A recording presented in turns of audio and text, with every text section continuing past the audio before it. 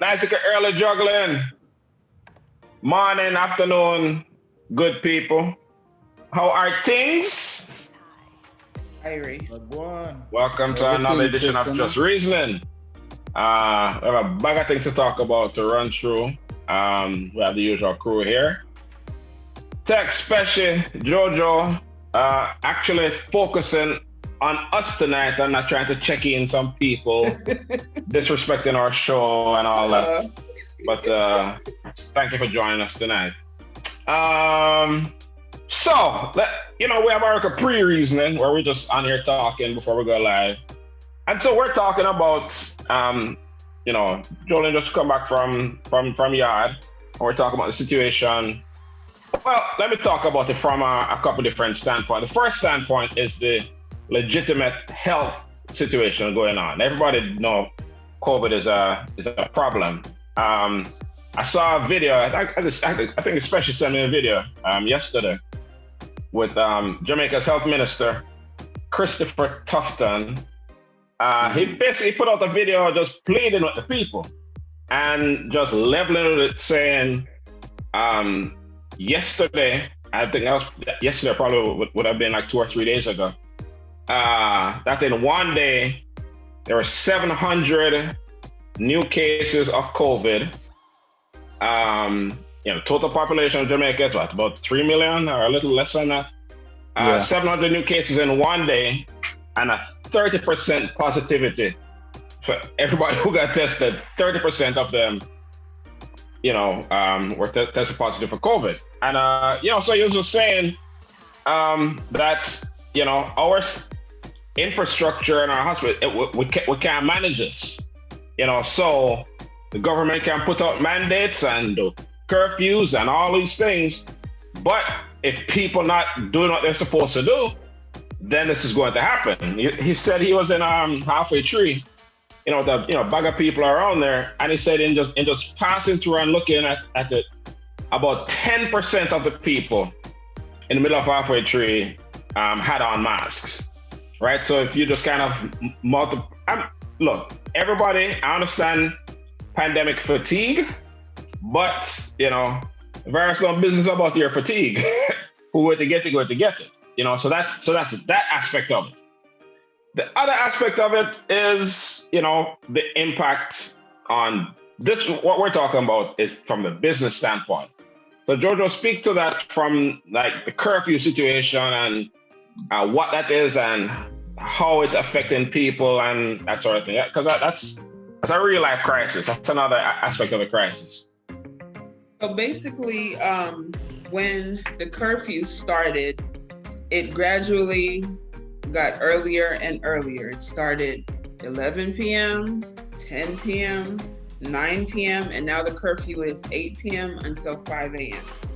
And in the beginning, I kind of made light of the situation, and I was like, so what, COVID don't run rampant during the day? I mean, what's the difference? But when you think about the type of events that go on late hours and what goes on, people will be less inclined, I guess. Yeah, beet juice and spitting COVID everywhere.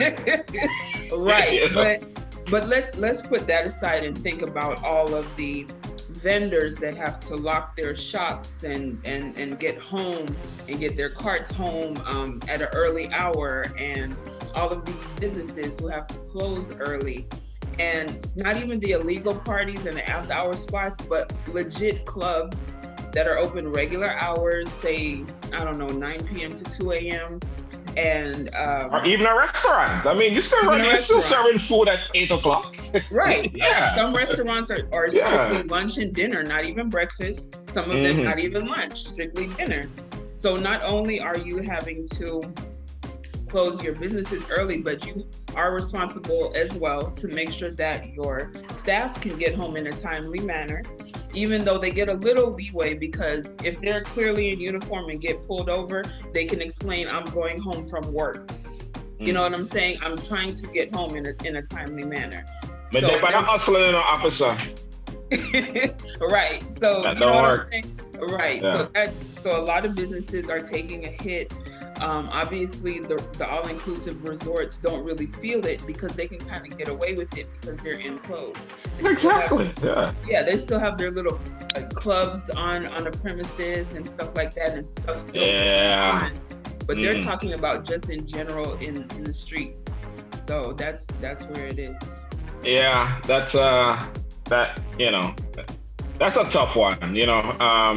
Speaking of Health Minister Christopher Tufton, that's a tough one.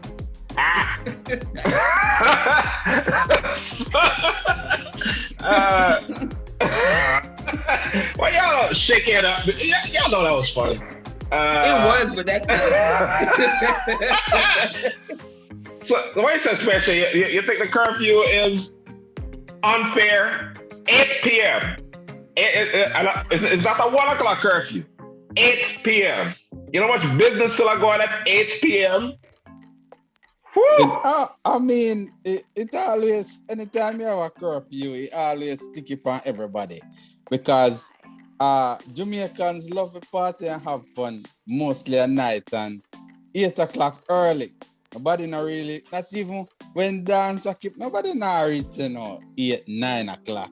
That's on 1 o'clock before man really a touch dance, So them that's early. Nobody yeah. Nobody not really want to go to them bed 8 o'clock.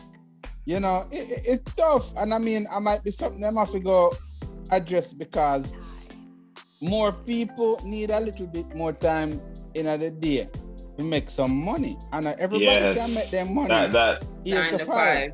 Right. Yep. And everybody can do that. And I mean, it I know like it really has stopped the people who really want to do it, illegally because people are gonna hide and do it, I mean, that now gonna stop, right? People are gonna make their money how they have to, and if they can't go a party, go hustle. They might go hustle some other way, and the government now go like the other way where people are go hustle, right? Because money have to make, As they always I say, the pitney them have to go to school. Yeah. So some money have to make. Yeah, baby don't care about curfew. Yeah. So I mean, it definitely unfair. They can rethink it. It doesn't have to be that early. 8 o'clock a early time. That basically when people leave their work, they have about 2 hours to reach home.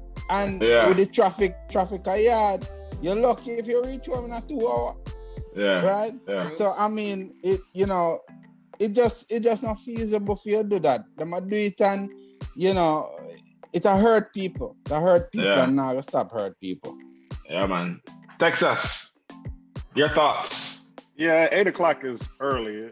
Like Special said, it's kind of sticky. Even if they would have pushed it back to maybe 10, so restaurants and stuff like that could get, a little 2 hour worth of money in and things like that. But I mean, a curfew is necessary during these times. I mean, you have the curfew now, you save yourself later on. So, it's not ideal for everyone, but I mean, we see the greater purpose in that. If there's a way to scale it back a little bit, I mean, that's my suggestion. That's what I would do. Yeah, and just obviously the U.S. is absolutely no model for how this should be done. With it being the worst outbreak in the entire world, things are kind of getting better now. But the way the U.S. is structured, I mean, you have every state, doing their own thing, and it's the virus don't care about your borders and your boundaries. Things happen. So, which kind of brings us to today, which we discussed last week about Texas. So today was the first day where no restrictions on business whatsoever. Open, fill up the place as much as you want, ram it as much as you want, no mask, just go and do your thing, and whatever happens, happens.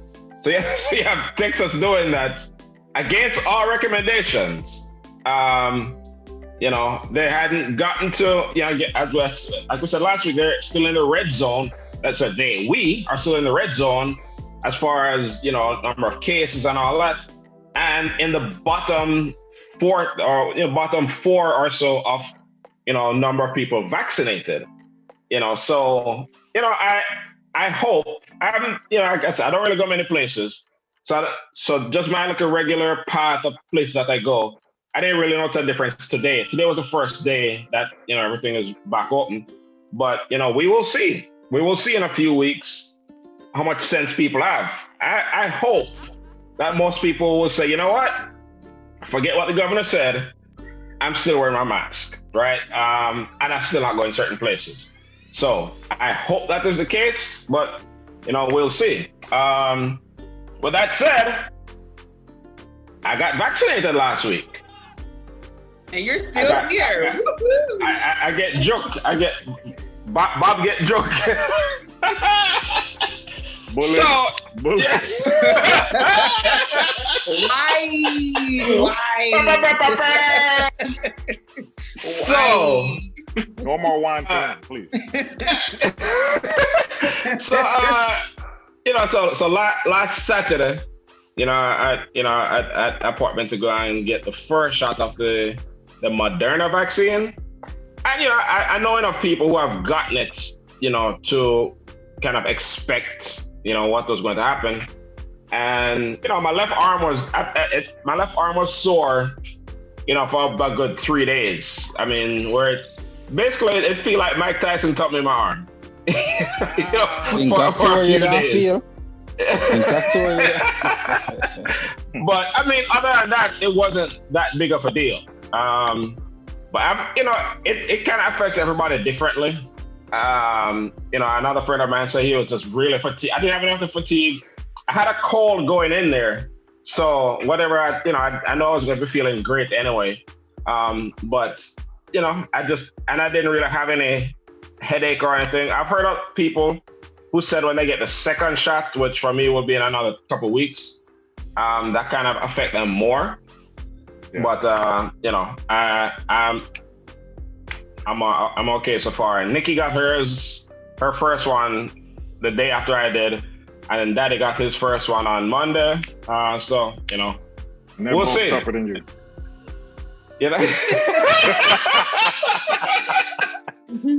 Agreed. So yeah, man. But hey, so a pretty important thing happened today regarding COVID. That COVID rescue plan passed.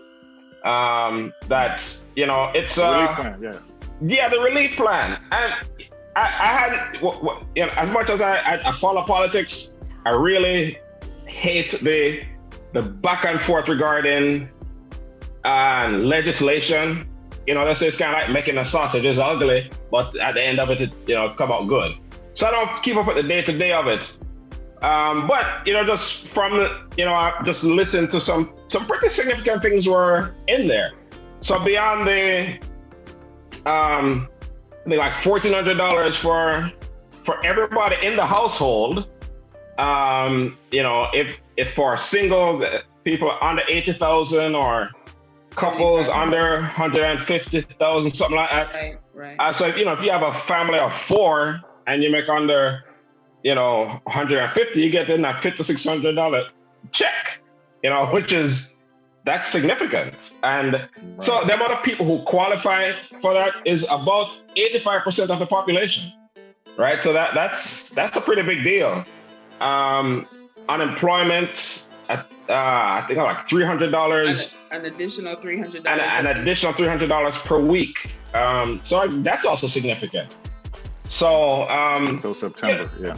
Right. Yeah. And another thing which I hear them say child tax credit, but I thought it was something because there are a few things that regarding your taxes where you get at the end, something like that. But this is different. Basically, and I don't know the exact numbers, which I should have looked at before I got on here. But I think it's on a certain income level, you get something like $800 per child per month.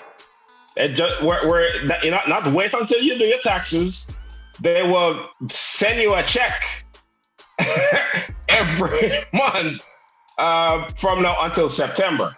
Now, what they said is that things like that, even though it's written in there temporary right now, things like that are hard to take out once you put them in.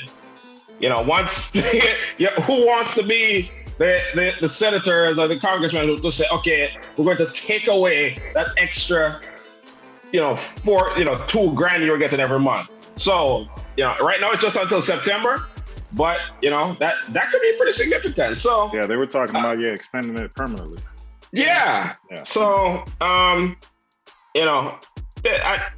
think that was a pretty important milestone. And the thing to remember about this is, when we say elections have consequences, this is a perfect example. 100% of Republicans in both the House and the Senate voted no. So all the relief, when people get to these checks in the mail and everything that's in it, every single one of them said no. Every single one of them. So that's and another thing, if that Georgia election, if we did not win that election, Democrats didn't win that election for those 2 Senate seats, then none of this would have happened. Absolutely none of it. So elections have consequences. Remember that. So when you get a check in your mail, remember that. So that's the COVID update. What y'all think about that? I just want to piggyback on what you said about how things changed today in Texas. And news has been saying that we probably won't see a big difference just yet. And I agree in the sense that spring break starts next week. And for example, we have a big arrival day tomorrow at one of my hotels. And we have like over 50 people coming in. Most of them are from out of town. So I have a feeling between this weekend and the next few weeks, and we're going to see a big difference in these restaurants and bars and clubs and people refusing to wear a mask and all that good stuff. So if you don't have to go anywhere for the next 3 weeks, I advise you not to, because these spring break people are coming and they have cabin fever and they're ready to get out without a mask. You are absolutely right. So imagine, spring break and people just congregating in places with no restrictions, no mask, bar ram, restaurant ram, club ram. Yeah, so yes, we'll see a couple weeks after spring break, how things. But that's right. Yeah, they timed that horribly, from a health standpoint. And then as far as the vaccine, one of my general managers, he got the vaccine first, of course, and his wife got it, and they have a small baby. And it affected him differently to the point where I'm a little worried about him, because he's one of the people who has a fever, headaches, has to take Tylenol, arms still sore, fatigue, and all that good stuff. So like you said, it affects everyone differently. And how long ago did he take it? He took it last Saturday, just like you. Okay. Yeah, but he came right back to work Sunday. I was like, at least give your body time to adapt. You know what I'm saying? But that's just how he is. And so I'm just praying for everyone that takes all these different types, whether it's 1 dose or 2, whether it's name brand or black market. And they're out there. Time for an editorial comment. Don't take no bootleg vaccine. And it last week too. It's free. And no, it's free. Don't pay no $25 fee. Nah, you're behind some Walmart someplace, somebody joking you. No. That's all. No, X. Take that down his mind. Different kind of joke. This joke. Damn, boy. This is a family program. I don't talk like that. Nobody tell us that they're going to sell it for them doors. Not going to sell. Because you're not getting No, but big and serious, they affect already, because we go to post office today and the people them now wearing a mask. Really? And when a guy behind me, it look like he didn't plan for backup. Because me did plan for do like all with text and thump him now. But you can't do that on the federal building. So me ask the guy, so we're not social distancing today? Rude boy said, why? I was doing the same thing. Here's the thing though. The post office is a federal building. It is. You should have a mask and social distance. It is. But you see, as me tell you, people don't really differentiate. A few people actually know that fact. Some people don't really care. Yeah, right? Like, it's in Texas. Them not start. So that's why when we decide to go on a restaurant, I make sure so me go over the vaccine section. Right? Vaccine section. Do you want inside, outside, or the vaccine section? Right? Right? Because people think say now gonna make a difference, it's gonna make a difference. People, you wouldn't surprise me if people say, yo, if you want to come here, come eat, you have to carry your vaccine card. You have to carry one of them. If you don't have one of them, don't come over. Hold on, you get your stuff? You get joke? You get joke? No, I'm gonna get a joke. I want a bootleg one. A guy.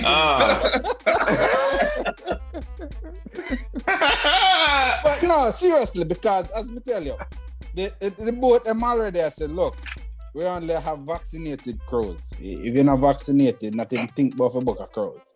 Right? Because you have to go show your vaccine card before you're board. Yeah. So I mean, it'll come.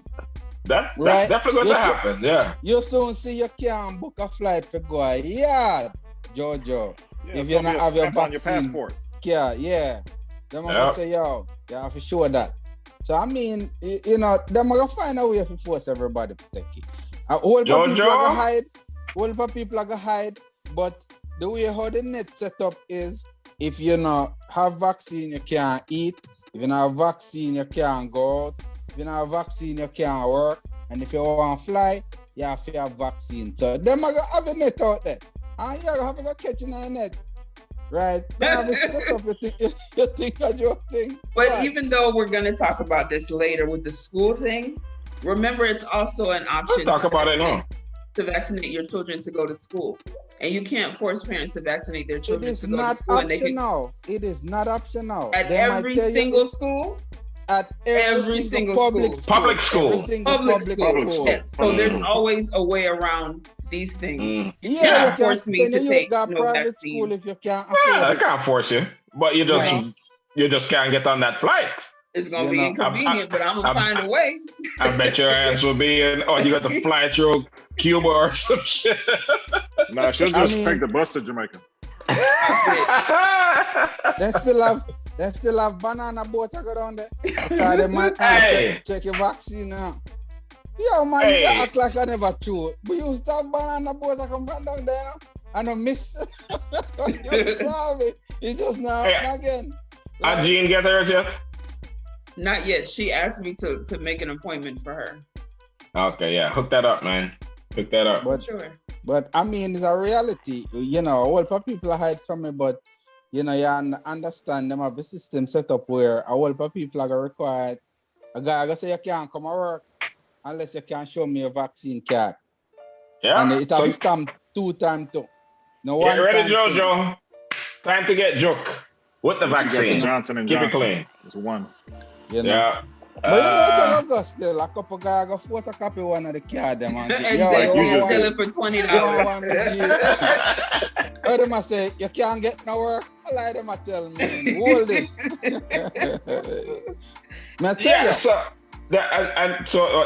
Jolene alluded to it just now, but there's in Conroe, Montgomery, parents are signing that petition to say, to against the mandate for masks for students.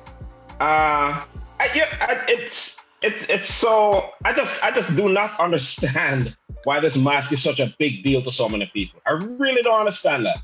I understand the business restrictions and we need to free up, to make. I understand that, but is it really that difficult to wear a mask?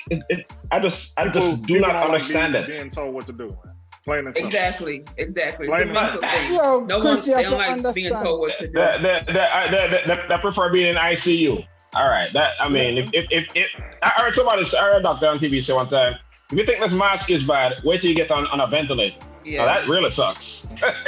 You know. You have to understand, you know, if them don't want to wear a uniform, then think uniform is such a bad thing, which is really not, right? But the level of structure required, you know, to follow rules. Some people just don't want to do it and feel say you shouldn't be able to tell me what to wear and how to behave. That is how some people look at it.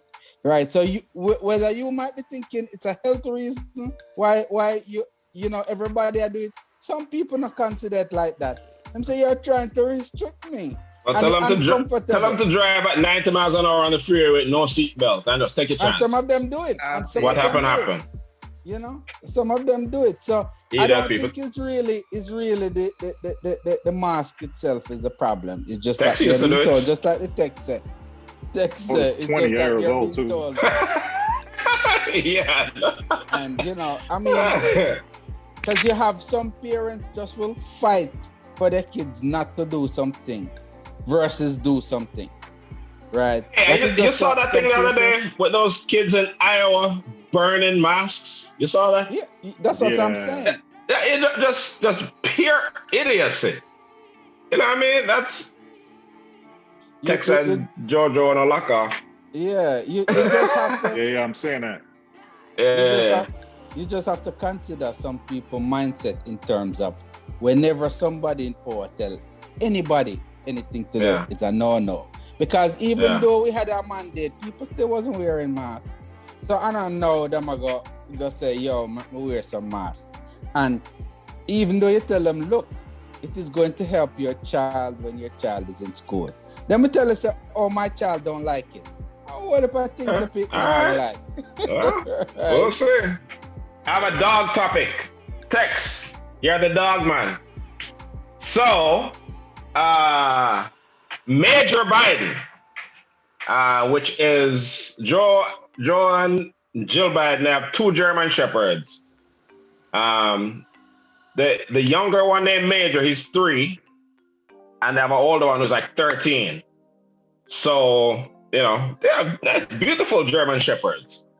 And, you know, when they just came into the White House, because Trump, they're not even dogs like Trump. So he's the first president in like 100 years who has not had a dog in the White House, right? So, you know, like dogs are back in the White House. So the other day, somebody walk up on Major in the White House and he bit him. You know, so somebody was saying,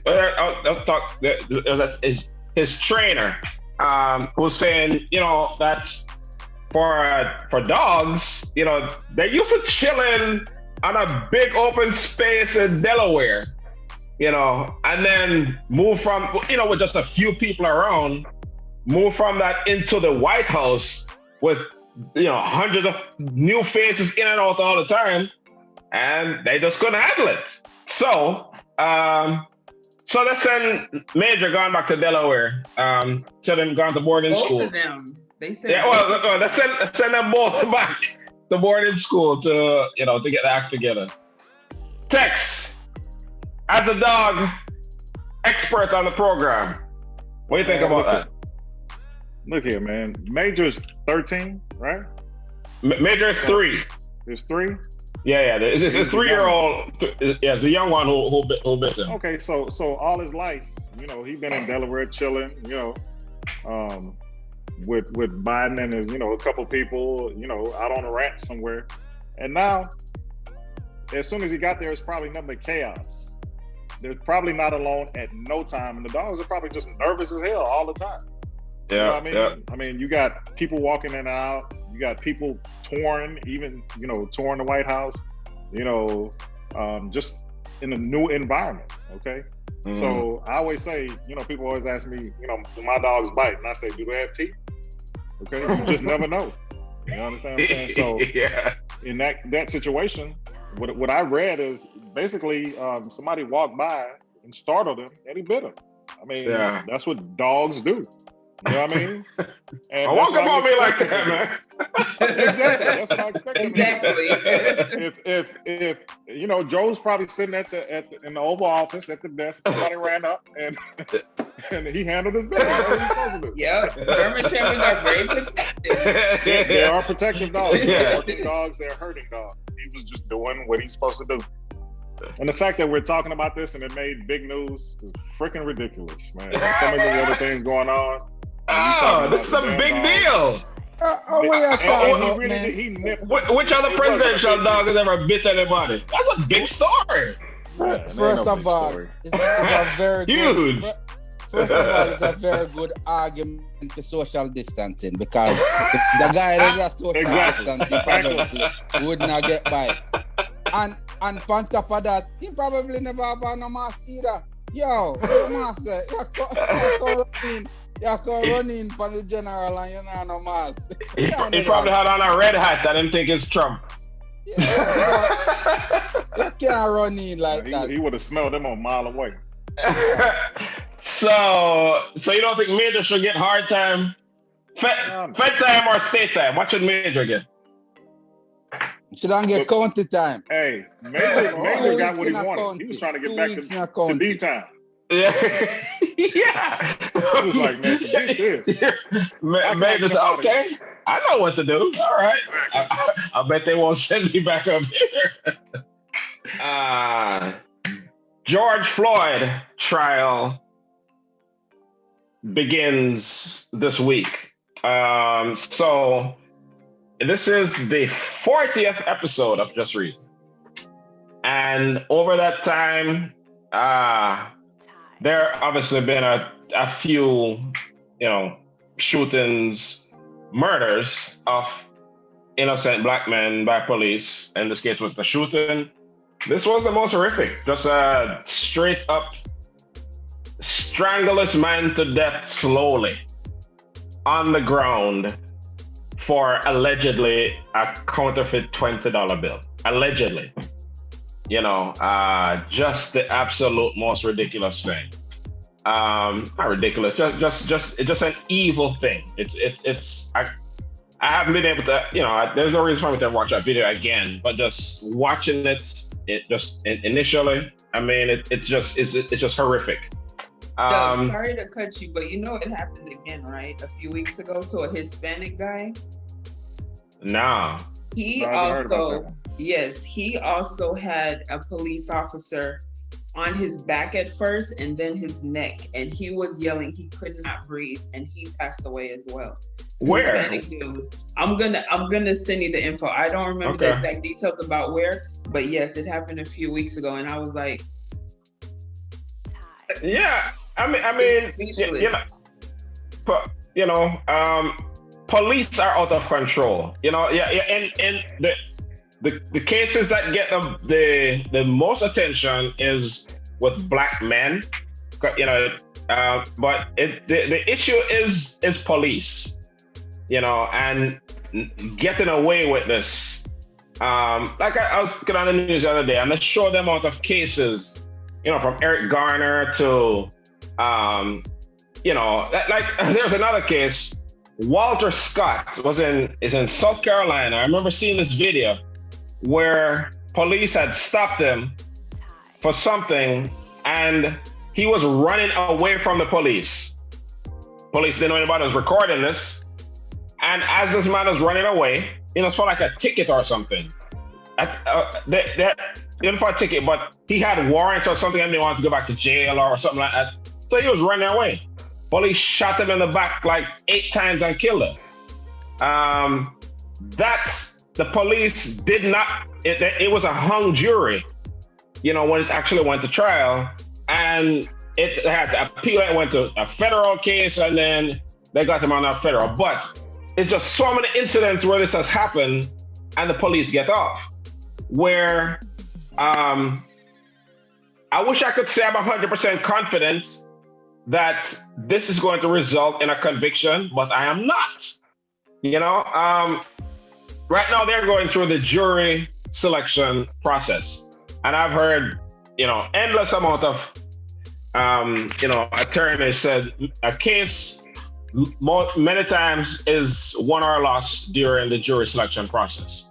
That it's very important. So as we talked about, importance of registering to vote, that is another benefit that comes from that. That's where they're picking the jury selection from.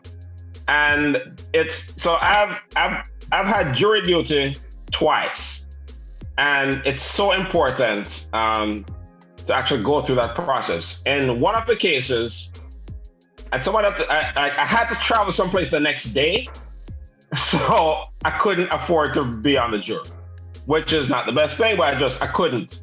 So, somebody had told me, if you're really opinionated during the jury selection process, you will absolutely not get picked.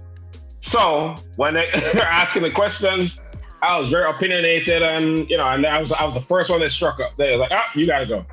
But the next time, which was a few months later, I said, you know what? I want to see this. I want to see how this works. So I sat there and I did not say a word. All these jurors were jumping up and saying, prospective jurors were jumping up and saying all this stuff. I said, I'm just going to chill and not say anything. And I got selected.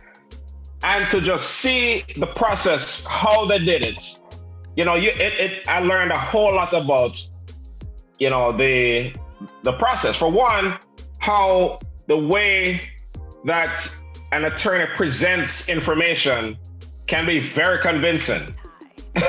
Because they just leave off a lot of the story. So with that said, I encourage anybody, if you're called to jury duty, do it, and you will learn a lot about how the system works. I could speak some more about that, but let me just ask Tex, what are your expectations for this trial? What do you think is going to happen? And there better be a guilty verdict. They don't want the whole United States to burn down. So, but I think, it seemed like this would be an open and shut case. You have the video evidence and things like that. But I think what they're going to try to do is assassinate his character and bring all that up, which it really doesn't matter what he did or what his past was like. His life was lost. You didn't give him a fair chance at due process. You basically were judge, jury, and executioner in that one moment. So, I just hope, that the jurors selected, like you said, see what it is, in black and white. There's nothing more than this man was killed. Okay, when you watch the video, the officer was kneeling on his neck with his hands in his pocket. Just chilling. So this is something that was casual. And the other thing is the other officers just watch. You understand what I'm saying? So, and I feel like they should, they were brought up on charges as well, but not the same charges, but they just watched. Okay? Yeah. So obviously this is acceptable behavior in their eyes. So, this is a situation where we have to make a stand. They have to be held accountable, or, and we've always said that as many cases that we've talked about and ran through, we said until they're held accountable, this is going to continue to happen. So, they better do it. It's really that simple. And not only, should they be convicted and go to jail, there should be, some monetary fines for them as well, because the only way to stop this is to hit people in the pocket. You understand what I'm saying? You pull their job, but make sure they can't work anywhere else. Again, because from what I've read is that a lot of these officers that get involved in cases, not as extenuous as this, if they get fired from one police force, they just go somewhere else. Yeah. So, we need to pull that. They need not be able to work in the system anymore. Yeah, like the cop who killed Tamir Rice. He was fired someplace else and just went there and ended up killing him. Something you said just now about the other officers. That's the thing. Not only is this man casually with his hand in his pocket, strangling this man to death, the other officers are just there, just chilling. Like it's not even that big of a deal. And I remember making this post at the time, and just touching on the dog subject just now. I guarantee you, if an officer was kneeling on the neck of a dog on the street, somebody would jump in and stop it. I guarantee it. I mean, that's not even a controversial thing. We know that if that happened and someone was strangling that dog to death, they would jump in and stop it. But there's this black man on the ground saying he can't breathe, calling for his mother who has been dead for years, and no people just stand there and do nothing. It just shows you the value of life. Exactly. Man. Dynamo. Yo, watch Road Boy get wet. Watch him get wet. Let me tell you why. Let me tell you why. Why with all of this negativity? Jolie, now go on. I'm joking. Let me tell you something. First of all, my youth, then they already have problem. I try to figure out what kind of charge them are gonna charge him with. That's a point one.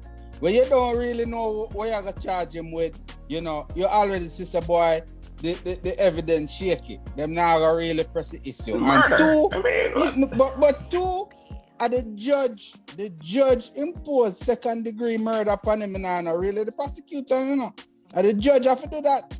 So right off the bat, them not even consider it a no form of what is criminal mischief. That's not a criminal mischief, right?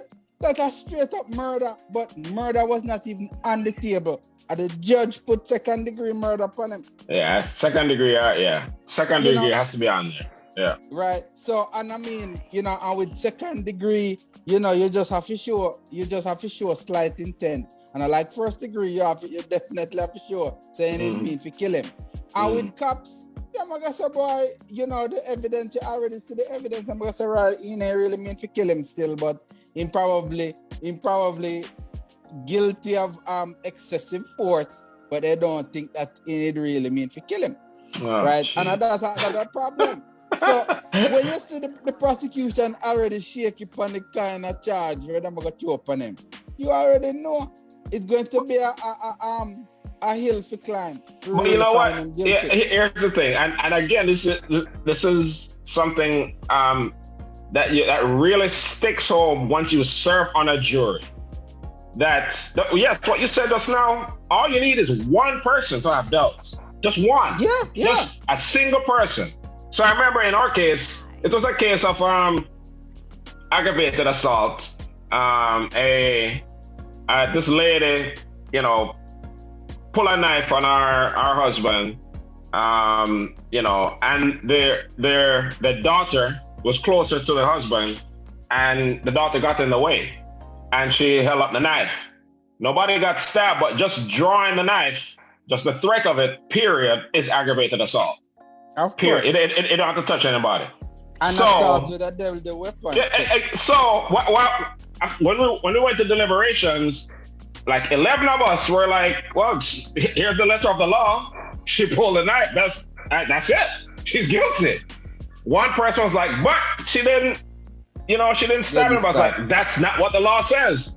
And it took a good 2 hours debating that point to get that person.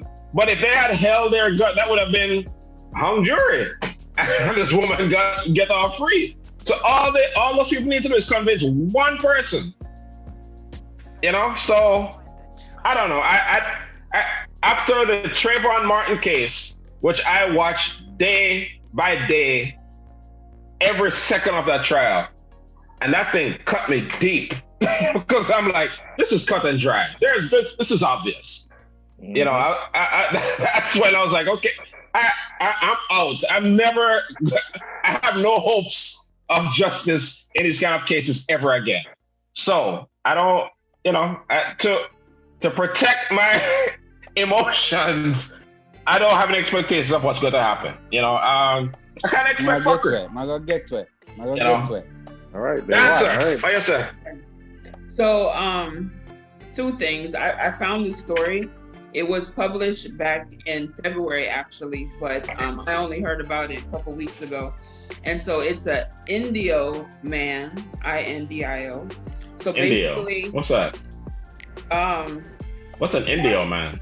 It has to be a city somewhere because it says during a visual Wednesday night at the park across the street from Indio City Hall.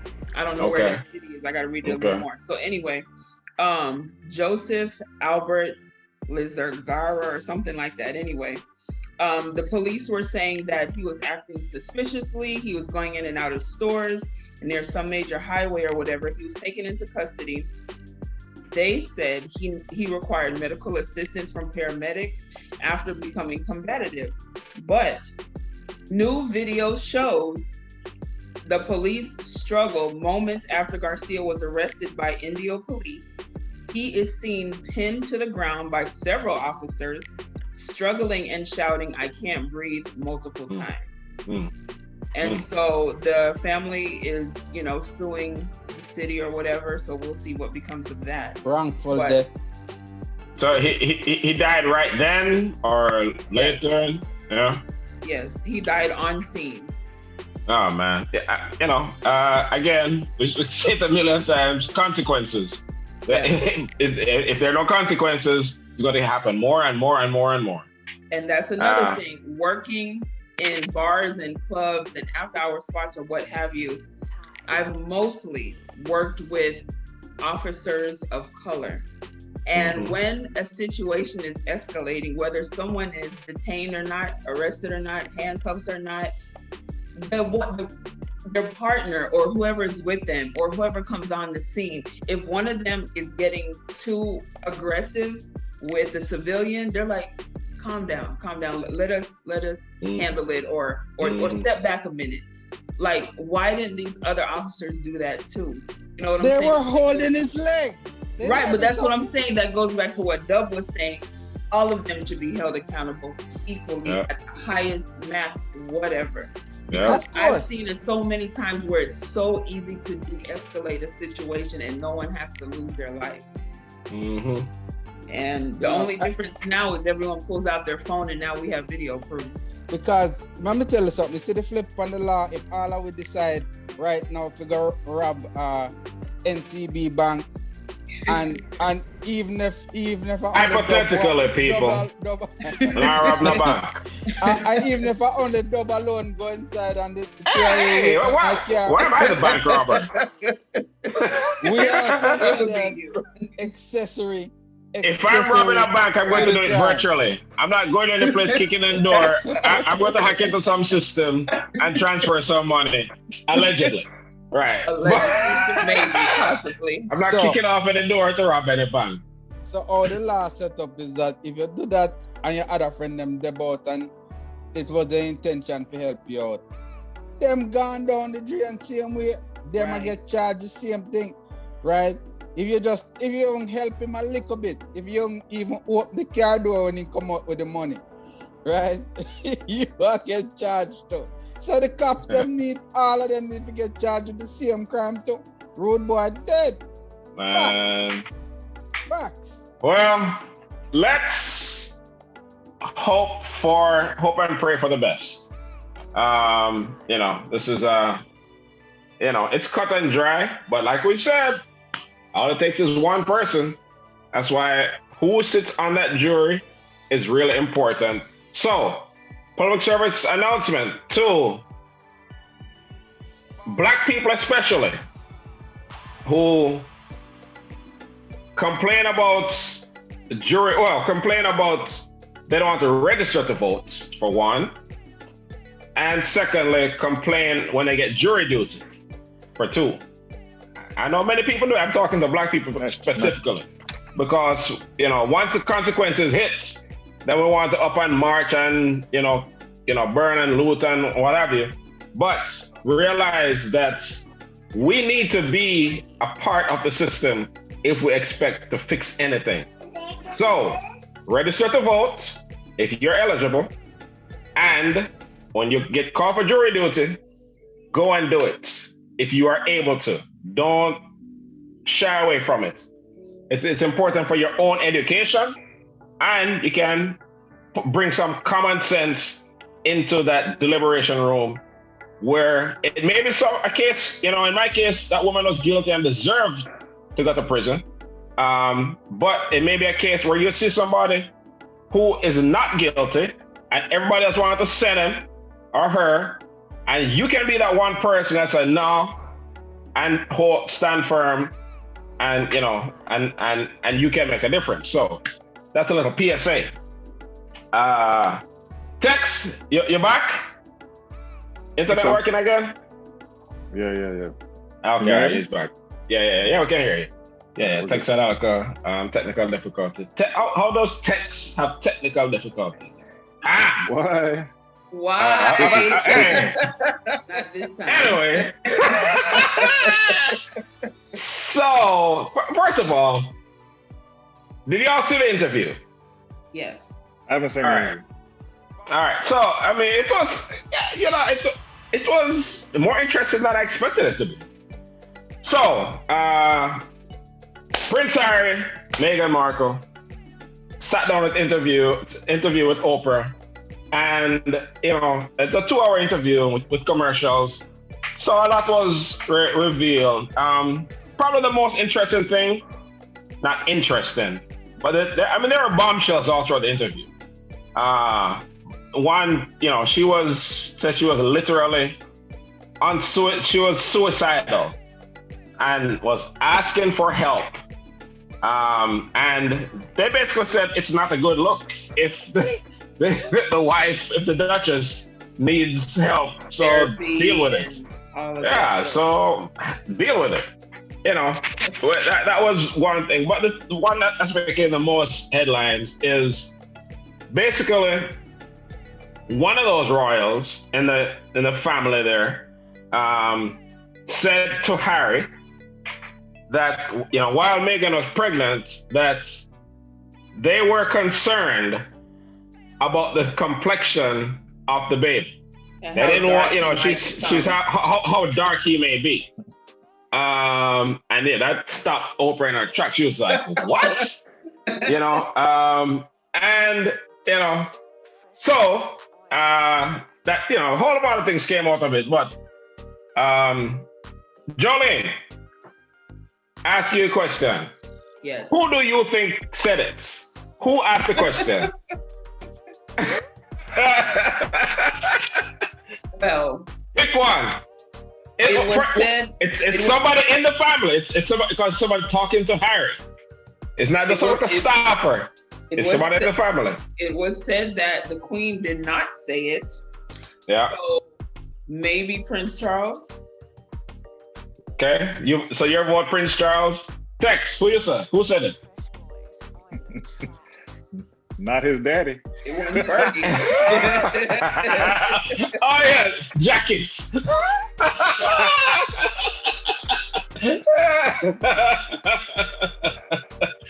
Y'all are retarded. yeah. Hurry up, jacket. We know that already. Okay, if I was a betting man, I'm Charles, on that. Especially, who said it? Me feel say our sister-in-law said, you know, never trust a girl. Yeah, you know what? That's what I was saying at first, but later on, I was kind of just, because, you know, me and Nikki watched the whole thing, and I was thinking about how both of them were spoken of. When she talked about her sister-in-law, you know, she talked about some of the mix-up that they had at the wedding. Right, but then, you know, but she said, but, you know, I will be on, and she kind of said, you know, she didn't give the impression that there's still an issue with them. She kind of said, you know, she's a sweet girl, something like that. It didn't seem like there was a current problem. You know, they had like a mix-up back then, but there's not a current problem. So for that reason, after thinking about it, I don't think it was her. But when I talk about Charles, you know, Harry said basically, you know, he was trying to call until he stopped taking my calls, right? Yeah, so I'm just replaying how Charles was spoken of. You know, I think it's almost definitely him, and that it could be his brother. But what I think is his brother didn't have his back, so him and his brother not kind of distance right now. But it's a kickoff with him and Charles. You know, everyone knows Charles is the stepfather or whatever. So I think They say we can mama's conclusively baby, say it was daddy's Charles. maybe.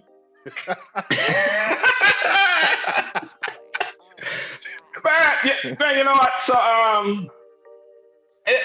I guess some people like I've watched two royal weddings in my life. I remember being in Jamaica. Yeah, and we watched, Uncle Ferris and I were watching the Charles Diana wedding, and so actually this one with Harry and Meghan, it was a beautiful wedding, right? I'm not somebody who really care about weddings. I like receptions. I don't really care about weddings. But it was nice. They had the gospel choir and all this. It was the blackest thing Britain ever seen since the last carnival they had.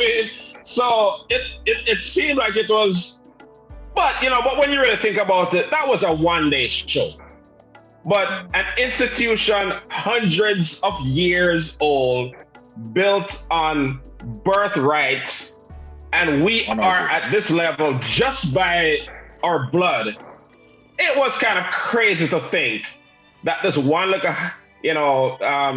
black girl or black woman is going to come in, and everything is going to change, and all this is going. In retrospect, it was ridiculous for anybody to even think that. But to just kind of see the way it played out, it's expected. But I have to big up Harry. Let me spend the time and big up Harry. Somebody who born and grow in that. And he decided, you know what?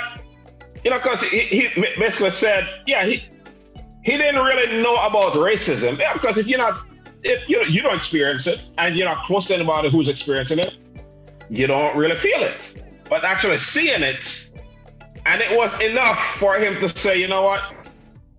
Piece this out, all this. That cut him off financially, all that. And so I have to make up Harry, man. Get 6 million. No.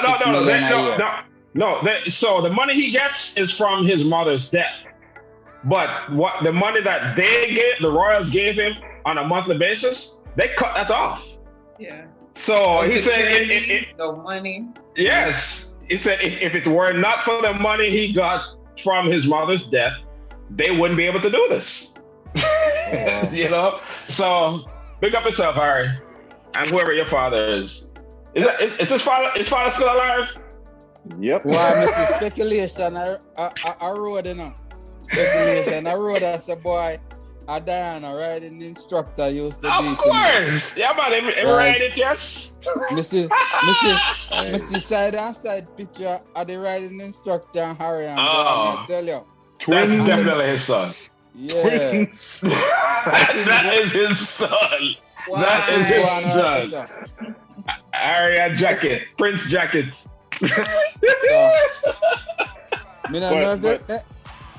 But seriously, I really, that's the big story, but I really feel like the monarchy missed the mark itself, because this was a prime opportunity for them to embrace this and set an example and turn over a new leaf on the perceptions and things like that, and they just totally missed it. Instead of embracing it, they're not really response text. Why you think they care now, because they don't really care about stuff like I know that. they don't. I know they don't. But what I'm saying is they could have taken the opportunity to make it bigger than it was and make it positive and show that they're embracing, colored people. But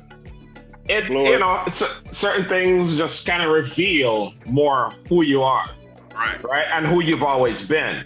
So so I've been to England, I think 4 times. One time with Nikki and one of Nikki's friends. Because I'm not the person who, when I go anywhere, I don't go to, and I don't care about your sites and your special places. I want to go to a bar and hang out and meet people and talk to people. That's what I do. But on this trip, one of Nikki's friends, she wants to go to all the big sites. So we went on a tour of Buckingham Palace, and to see the just absurd amount of wealth in there. All these stolen jewels from all their colonies.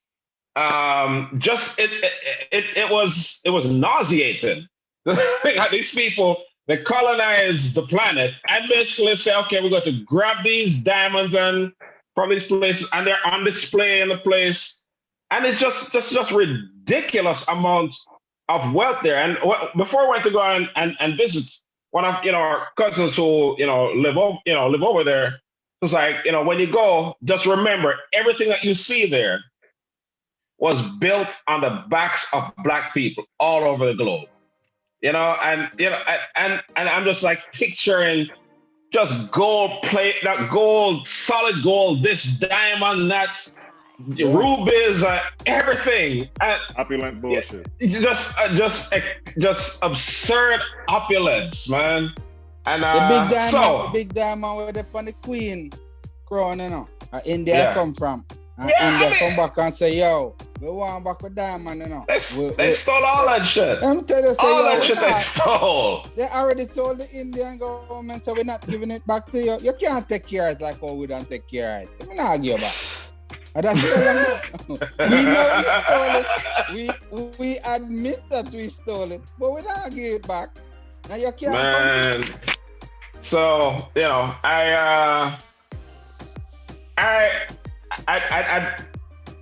besides the sus aspect and all that, I developed a respect for them, for kind of what they've gone through. Will it change the monarchy? Of course not. A centuries-old tradition, billions of dollars. It's not. That's not going to change. But it's nice to shine a light on them. Just like in the whole Trump thing, it kind of makes people come out and show who they are. Loud and clear. So you didn't have to expect, you didn't have to expect there was a reason, a real big reason for the split. Because you never see it happen before, and you consider the kind of life him couldn't give to him wife and him kids if he stay with them. And if he decides to leave, you must know it's really something bad. Really something that they cannot live with, and they cannot, sustain. And all of people is kind of suspect that from early, but we never really did know until the talk. But apparently, she did have to hold it down until a certain date. You know why? But I know we are hearing all the things. Things now. I never thought about what it was because I don't follow royal stuff, So I didn't think about the reasons why. But watching that thing gave me a clear understanding. Basically, Harry said, "This is a woman that I love, and if we stay here, she's going to end up killing herself." It was that serious, So it was. I heard. A whole lot of people now got understand it because they've never been under them kind of racial pressure. The way every day they have it in your face. I make fun of you and I tell you can't do this and you can't talk to this kind of person. You can't, a whole lot of pressure and a whole lot of people can manage that. And some other things that I said, Harry was saying that, like, Charles and his brother, like, they're trapped. Like, they can't leave. So like if they don't have a choice, they're trapped. And Meghan was saying how, while she was there, like they had her passports. She basically she couldn't just get up and go anywhere. It had to be approved. Yeah. She's like I could like catch an Uber to go. The same thing, Diana was saying the same thing, During her time, she was saying that people think it's just an easy. No. Everything is scheduled and you have to be there. It's like a job, 24 hours. It's like corporate office. And like listening to them talk, it's actually amazing that this doesn't happen with more people. Even if the racial thing is there or not. All these people just take over your life like that. I need to hold on for my passport. We can't keep it better than you now. Where do we pass it? Exactly. That's the point. Yeah. That's the point where you're just like, oh no, I can't do this. Anyway, that royalty thing is weird. The Queen came out better in this than I expected. I thought she was going to be the villain. I'm Team Liz. Big up yourself, Liz. I keep up all of them foolishness, then, man. Nah, man, her everything is good at the Queen. I mean, so she don't want to raise up our blood pressure. Hey, you know, see that? I hold it down. She has to be about 112. No, she gotta be like 120. She's been old for a long time. She's been old since I was in Jamaica. She's been so the Queen is at least 130. At least. You know he's and the husband too? Oh man, it looks like him dead and come back. Him all. Any hard wind blow upon him. Nah. Philip look like him dead and come back 2 times.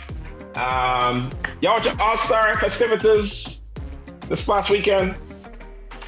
I didn't either. I saw the 3-point contest. Right now I prefer the 3-point contest more than the dunk contest. I didn't see enough. I was even in the dunk contest. I don't even know. I didn't even know they were having one. Because it normally comes after the 3-point contest, right? Well, for one, that stuff is normally it's normally on the Saturday, and then the game is on Sunday. So that kind of threw me off. But I didn't watch the game. I didn't really want to see James Harden play basketball. So, I didn't watch the game. But I watched enough of it to see there was a heavy HBCU emphasis. And so that's a good thing. So the NBA had a partnership with HBCUs where they ended up donating $3 million to scholarship funds for HBCUs. And that's obviously important, but they're talking to Mo Williams. Mo Williams used to play with Cleveland for the longest. Played for a few different teams, but he played with Cleveland. Point guard with LeBron, the first time LeBron went to the finals. And he's now a coach of, I think, Alabama State. And he was saying the $3 million is a big deal. But even more important than that, because HBCUs were incorporated into everything, for the 3-point contest, the dunk contest, the game itself, commercials is like way beyond the $3 million is the exposure. It's like compared to Super Bowl commercials. People spend millions of dollars for a Super Bowl commercial because of all that exposure. And, just saying that will have a big benefit. So that's all good and great. So I saw a post that this game was Sunday. I saw a post that Monday saying all this HBCU love, from somebody who went to TSU. He's like, all this HBCU love, but how many of those players are going to send their kids to an HBCU? Right? And I was like, first of all, who cares? Who cares where LeBron's kids go or Dwayne Wade's kids go if millions of dollars are donated to the schools, which can provide scholarship opportunities for different, it can go toward research programs and this and whatever. Who cares if an individual player's kid goes there or not? So it was a big back and forth about that. So a few HBCU grads here. So I will ask, is that a relevant point? Does it matter if, the top athletes go to HBCUs or not? Or should that good deed be looked upon as good in and of itself? And it doesn't matter where their kids or any other top profile kids decide to go. Tex, kick it off with you. It's a good deed in and of itself. Just to put the spotlight on HBCUs is a major thing. And I want to give a shout out to Adam Silver, for leading this effort, because I know he had an integral part in that. The other thing is, look at Deion Sanders at Jackson State. What's going on there is he's basically going to change the landscape of where these top 10 recruits go. Now,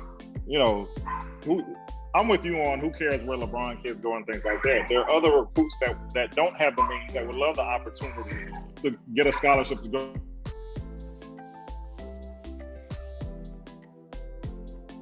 Your audio chip out. Your audio chip out, youth. Chip leg. Uh-oh. Your audio gone. Boy. And all right, you come back now. All right. All right, so we missed the last 30 seconds. We missed the whole thing, D. Oh, really? Yeah. The last thing we heard was LeBron's kids. Yeah, well, here's where LeBron's kids go. There's other kids that would love the opportunity to get a scholarship to go to these schools and represent and, get an education. So that is my takeaway. It's more positive than, somebody's always going to have something to say negative about it. But, I mean, that's the big thing there. Special. Well, can we have the PV rebuttal? No rebuttal. 100% correct. Text. I mean, what happens is when celebrity kids go to a school, it shine a big media light on the school. And the bigger the light from the school, the more money they get. The more money they get, the better the facilities they get at the school. Those are just facts, right? And if most of them people them follow celebrity. I just a LeBron fitness school. I may have sent my picnic go over there too. I just saw the people steer, right? Yeah. And follow fashion. Yeah, support is just good for a school. And and with the media and it, you get better trainers, you get better coaches, you get better funding, you get better scholarships. Scholarship just start coming from out of the yang because people say, okay, these are the schools that these celebrity kids are going. We could pump some money in it and get some support, give some support. And, it's just better. The school grow faster. They become more popular. They have better programs. And the school just in a better position than if no celebrity pitting I got it. It's just, those are just facts. So, do you think that we will ever see a time where the majority of 5-star basketball and football recruits, the black, whether they're black or not, do you think we'll get to a point where we'll see the majority of them, or a significant number, let's say not even majority, a significant number of them decide to go to HBCUs? Do you think we will see that? We can, and I think with the support, we will, because what happened, this particular event in itself alone might not spark that movement, but, it's a start, and you have to start somewhere. Yeah. Howard never get up one day and just become Howard, right? It's a slow transition into where it is in terms of, near the pinnacle. Right, so you have to start somewhere, and a celebrity typically drive all of these universities, because when people talk about celebrities, all they talk about is who's famous that went there. That is all they talk about. When you hear they talk about Harvard, they talk about all the top people that went to Harvard. Same thing with Yale. The president went to Yale. Okay. Well, so the vice president went to Howard. How about that? Yeah, that's what I'm saying. That's what I'm saying. So this is it takes time where these celebrities slowly, because nothing wrong with HBCU. Nothing wrong with it, It's just that you don't have a lot of people that are important. It just pump out a lot of important people that we know of yet. And anytime people start shining like that, the university usually do better. Yeah. Important. Famous both. is what they call it. Both. Yeah. So that is all we need. We just need a strength, as we say. So just like what Mo Williams has said, they beyond the $3 million, the exposure is a big deal. And so when I think back to probably when I was like in the 8th, 9th grade or so, the school I wanted to go to was SMU. And why did I want to go to SMU? Because SMU had a great football program. Eric Dickerson, Craig James, And they were on TV all the time. I didn't know anything about the academic programs. I know nothing, but they were on TV all the time. Like, so it was just like constantly being advertised and marketed to me just through watching the game. So yeah, so if through on any other means, they get additional exposure. That will have a significant impact from more interest from students wanting to go there because it may because somebody famous went there. I think Howard tuition probably going to go up now since Carmelo and it's an exposure. You know what I mean? So, but I thought that was and it's as Dwayne said, big up Adam Silver and NBA for making this commitment to HBCUs. And I hope this is not a one-off. I hope this is a commitment that they do every year. I don't know what, I'm not familiar with what any other programs they generally support on an annual basis, but I hope this isn't a one-time thing and it's an annual commitment to HBCU. So big up the NBA for that. Last thing, Versus was sold this past week. You talk about the ultimate pandemic come up. The Swiss Beats and Timberland, while everybody was on lockdown, nobody going anywhere. Nobody can do live shows, nobody can go club, can't go party.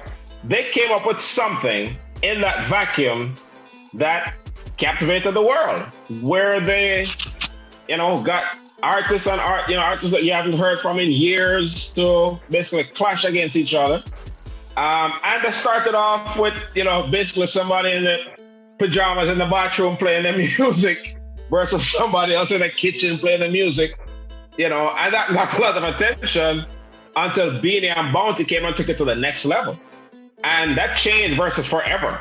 I mean, from Beanie and Bounty did their thing, that and I remember watching, Swiss Beats did a live right after saying, seeing that energy in that place, we can't go back to doing it how it used to be done. Being Bounty changed the game. So on that, they still had the record number of views, and all that, and they kind of took off from there. So they sold that, Versus to a company called Triller, which I'd never heard of them before, but it sounds like they're a TikTok competitor. Now, here's the thing. Now, we talked about before that Beanie and Bounty, when they did a big, I think Rolling Stone magazine did a feature on Versus, and they had images of all the artists who did, these Versus clashes, had all of their pictures featured, except Beanie and Bounty. I thought that was a big disrespect. And Swizz actually made a post on IG where he kind of photoshopped Beanie and Bounty in there to say, hey, this is pay respect. So I thought that was good for him to do that. Now, here is another reason to big them up. After they sold their ownerships, they sold Versus to Triller for however many, for how much money. They gave a percentage of their ownership stake to the 43 artists that were instrumental in building the platform, which they did not have to do. Because I'm sure many of them got paid to do what they did. So they could have said, okay, thank you, you got your money, boom, and we sold it and move on. But I think that was a solid. They did not have to do that. And so they gave ownership stake into this new entity to all the artists who helped them build this. So Swizz, Timberland, big up on yourself. That was a real solid. So, that kind of thing carries you forward, so that's a big deal. Jolie, I think you're the one I saw posted that. So Sure. What are your thoughts? I definitely look at it on a different level. I look at it Of course you do. I look at it as raise your children to think outside the box. Mm-hmm. Raise them to not worry about what people think about them. Mm-hmm. Raise them to be confident in bringing up ideas, because not everyone's going to shoot down your idea. So Versus started as just an idea. They were thinking inside the box. Swiss and Timberland said, you know what? I have an idea. Two people supported each other. Two people of color supported each other and said, let's do it and see what happens. It's worth a try. And look at what happened. Not only did they do that, they were inclusive. They tried to include as many people as possible from different genres and said, preach! Preach, Jolie, preach! Then they took it a step even further. Anyone who came against what they were successful in, they made sure that they defended their brand, they defended what they did, and they defended whoever was involved in it. Now it's come full circle to the point where they're reaping what they sowed. Karma is paying them back in a big and beautiful way, and they're paying it forward. They realized that they could not have done this and sell their company for this much money without these 43 people that helped them. And so, like I said, it came full circle. Let's be those people. Let's raise our kids to be those people. Be a thinker. If you have an idea, speak life into it. You never know what can happen. You don't know until you try. Let's help each other out. Let's work together instead of fighting against each other, and look what can blossom from that. Do you know how many families and fans and businesses that are going to reap the benefits of what have just been sown? Not just the artists that participated that are going to get their cut, but we know for a fact Bounty is going to take some of that money back to his community and invest in his community. Beanie is going to take some of that money and invest it in his community to better Jamaica, because they're always for the people. So it's like, it's so much bigger than them. And I love Swiss Beats. I love his energy. Him and Alicia Keys are just a whole vibe. Timberland, he's one of those guys that if he's your friend, you're so lucky, because he's going to have your back no matter what. And even if you're wrong, he's going to find a way to make it right, to make it work for you and make you look like a better person and be a better person. So it was just, I was just, whew. That was a whole sermon. and I don't mean that in a, I'm not throwing any kind of shade at all. I never thought of it in that full, I thought of some of that. But the way you framed it, for one, thinking outside the box, yes. People thought it was crazy. Let's get people on IG. You play your tune on IG. You play on your, and then to think of that, those humble beginnings. And then, we're going to these artists of people I haven't heard from in a long time. Gladys Knight, Patti LaBelle. Yes. We're going to get people to remember, and so doing that and then taking the energy from that and building something, and then having gotten to a level of success, let's not forget who brought us here and how we got here. And then take that fruit, take some seeds off that, plant it back, and make it come and produce. Man, when is your church opening? When is your church opening? The spirit hit me every once in a while. Yeah, no, man, that was that was pretty deep. Especially, what you say? Yeah, man, a good food. Cause me glad so boy, they involve the rest of them in the food, because artists sometimes need to be able to count on producers like that in terms of, hey, if I climb up, you climb up too, because there's a lot of crab in a barrel thing in our music business, and this show a little confidence that, look, you put out something good, you do your best on a project, when I eat food, you eat food too, right? Mm-hmm. So this is a big encouragement, man, because me know the money thing, other artists probably hear about it and say, man, me want to involve in something like that, where later on me can still eat the food even though me get the food up front. So, it's a good thing. It's a good look. Yeah, and, yeah. No, go on. Finish. Go ahead. No, finish. Oh, I may say, we need more on that. We need more like this. We need people to keep thinking just like Jojo said. Keep thinking about new ways to make money. You can't make the pandemic hold you down. Whole heap of money still out there you can make, and it just take a little bit more thought to come up with something where everybody can eat food. And even after we come out of the pandemic, them things can still go on because it's an easy thing. Yeah. Millions of people could link up and say, yo, they could typically not be able to go a show. Now they can go a show. Because it was entertaining. It was very entertaining. Yeah, so I mean, I'm just kind of reflecting on what Jolene was saying just now, and so I'm thinking of, my pandemic project. You kind of use a certain lifestyle, and you get up and you go places and what have you. And when all that stopped, you kind of reevaluate a lot, and how you can best use that time. And so for me, the most important thing that came out of that time for me was deciding to finish that book, Sydney and Ziggy, which I had started writing before. I write a little bit here and there when I'm traveling and so on and so forth. But I hadn't completed it. Now this forced me to not only complete writing it, forced me to go and get serious on it and find an illustrator and all that, until I completed it.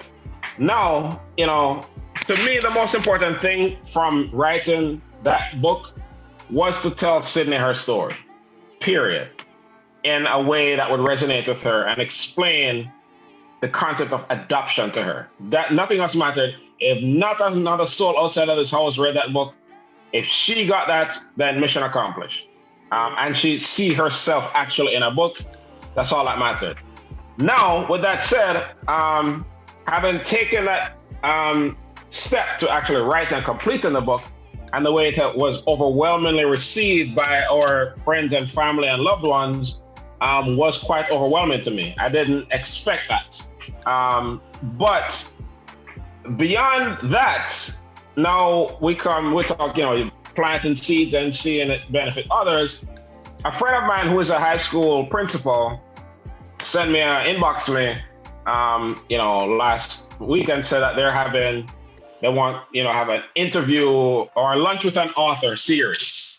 And so tomorrow at 12:30, I'm going to be on a Zoom call with 24th graders, talking about, the book and the story and about writing and why I wrote the story and all that. So that will benefit those, and who knows that will then empower them to go do, right? So that's one thing. And another friend of mine reached out. She works at a hospital with kids, who are going through different, cancer or what have you. And so they have a program called Hope Reads, where they want authors to record reading their book and upload it to a website, for the kids to be able to, they want to break from what they're going through and sit and listen to someone read a book. So that time that I spent to, do the work and sow the seeds of writing this book may help some kid battling some life threatening disease and improve their life outlook and, give them the strength to fight through it. So it's the same kind of thing. You sow the seeds, it bears fruit, and then you take that fruit and you take some more seeds and you plant, and it will benefit others in different ways. So, it's just your works, basically. In all of this, that's what it comes down to. But I didn't even expect this conversation to get this deep. That's Jolene with her. That's Deaconess Case. Anyway, all right, last topic here. Well, that was the last topic. I think text finally, internet finally conquered. So, final thoughts. Well, I mean, how can Jolene top that message? I mean, it's offering time now. Who special take My up offering? cash app is. I have Zelle too. Well, all I can say, people, you know. Ladies first. Hold on. Jolene.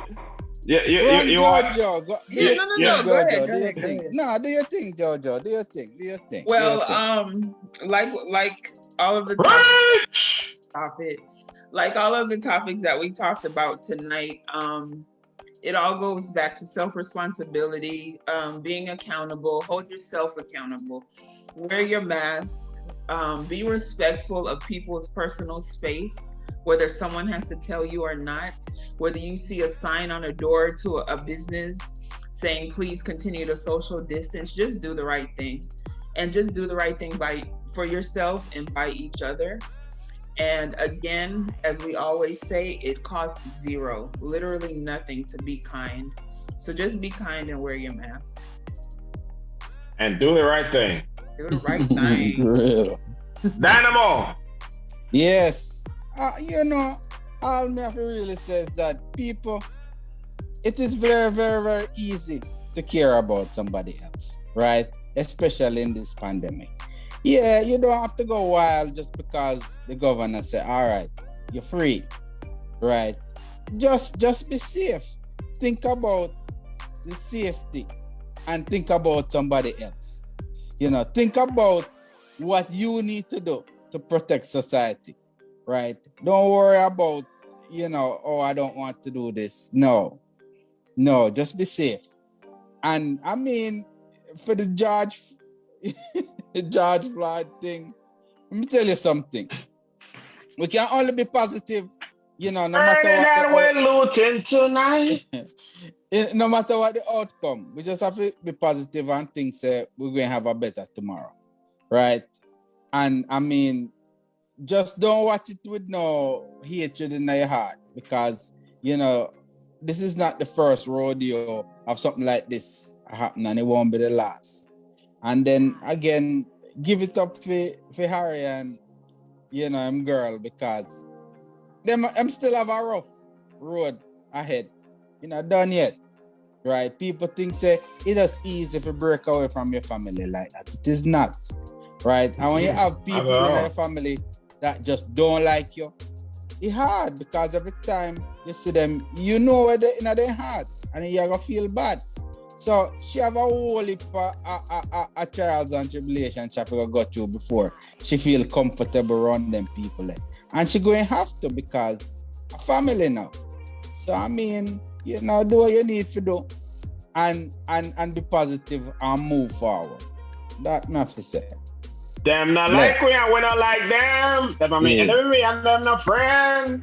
We come again and burning and looting. So in your speech, I thought of two of my favorite songs. Robert Nesta Marley said we're burning and looting tonight. That's not a great positive message, but that's what will happen. It's you know you can only push a certain people and disrespect them so many ways, so many times before that is going to be the consequence. So I really hope and pray that those jurors in Minneapolis get this right. It is clear as day. We've all seen it. What's it? How long did I say? 8 minutes and 46 seconds with a knee on a man's neck on the ground who is handcuffed. What is going to do to you when he's handcuffed, unarmed, on his belly in the street, and you're still on this man's neck for damn near? I mean,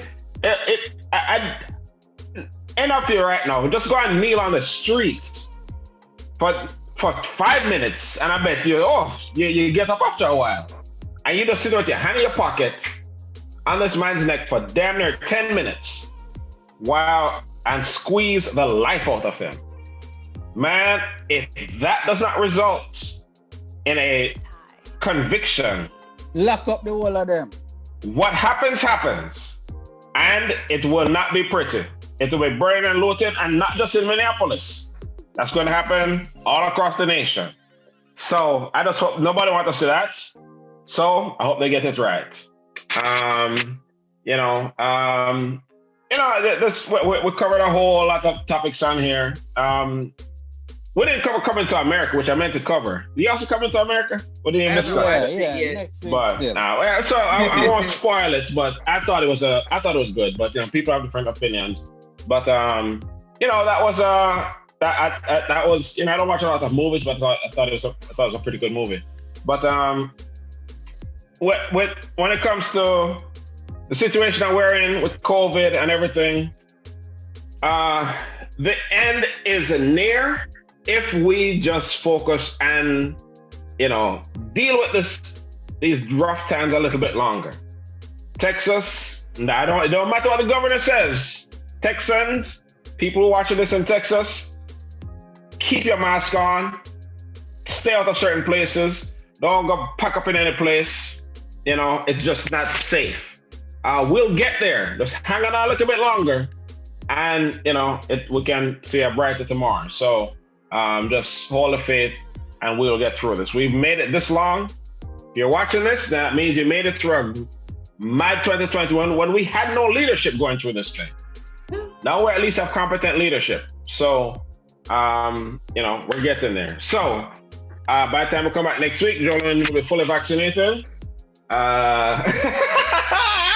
So thank you everyone for tuning in. We enjoyed this conversation, talk about these different issues, from the serious to the funny, the serious conversation, real talk about real things. That's what we do here. So until next week, same time, same channel, Wednesdays, 9 p.m. Central Standard Time. rebelTV.tv is where you'll find this. Check us out on Facebook.com/MySoulRebel. Search for the Just Reasoning group on Facebook. And we talk about these things all week long. And your input is very important to what we cover on the show. So until next week, big up on yourself. Our selector isn't here to take us out with some bad tune, but hey, Jolene will sing us as we sign off. All right. Bless up on yourself.